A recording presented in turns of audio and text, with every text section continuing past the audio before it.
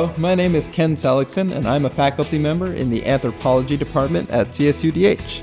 In this short tutorial, I'll introduce a few equitable assessment practices that you might consider adopting into some of your courses.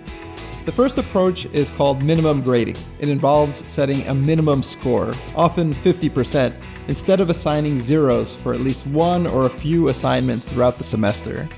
A 0 to 100 scale, where anything under 60% is considered a failing grade, can potentially misrepresent a student's actual level of knowledge or mastery of a subject.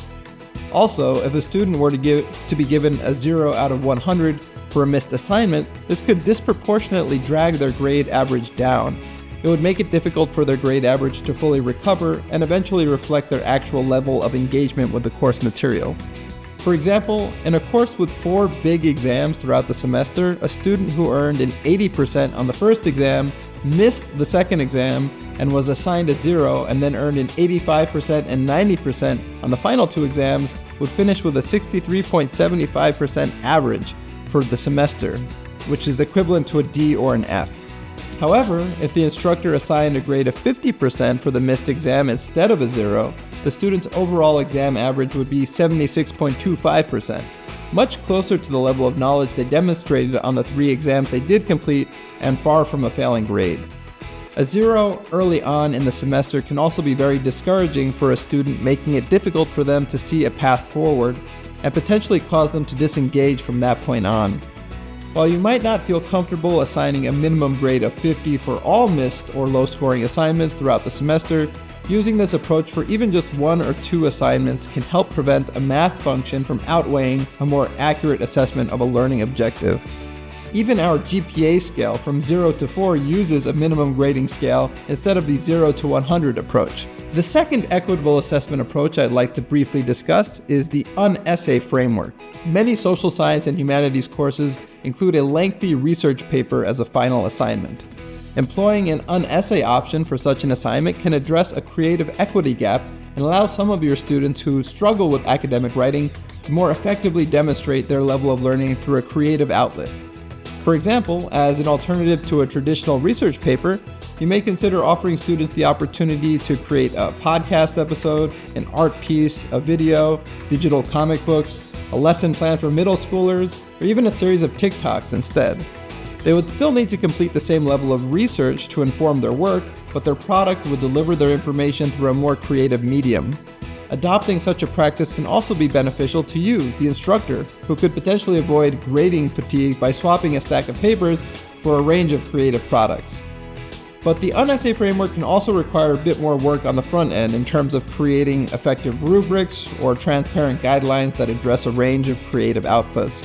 For instance, if the student's product is going to be a piece of art, you might require that they also include a written description of how their piece reflects their central thesis argument and includes evidence gathered from the research. The UNESSAY option can help you honor different learning styles and cultural expressions, encourage personal connections to the course content, and reduce barriers posed by traditional academic formats. For natural science courses that do not usually include lengthy research papers, a few potential non-test-based assessments include journal article reviews, group practice tests, worksheets, group or individual presentations, reflective questions, and even photojournals. A final approach, and perhaps the most challenging one for an instructor to adopt into their course, is ungrading. This practice involves removing or minimizing traditional grades to focus on qualitative feedback and student reflection. The core principles include centering feedback over points and inviting students to participate in self-evaluations and small group conferences. At the beginning of the semester, students are prompted to write process letters in which they reflect on their learning, study habits, and levels of engagement that they plan to mobilize in your course. Periodically throughout the semester, they'll write shorter reflections on how well they're adhering to the initial plan and providing self-evaluations of what is working well and what isn't. Of course, at the end of the semester, you, the instructor, will still need to submit final overall grades to the registrar, so you will need to devise a clear system for translating ungraded summative and cumulative assignments into a final letter grade.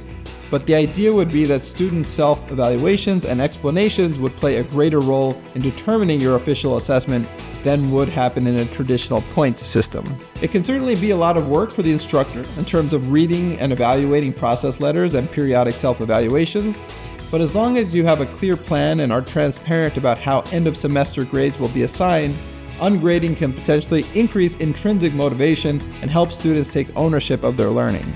If you like the idea of ungrading, but it sounds like too big of a step to take, instead of fully ungraded assignments, you can potentially try a few low-stakes ungraded assignments throughout the semester, feedback-only drafts of assignments, or even minimal grading.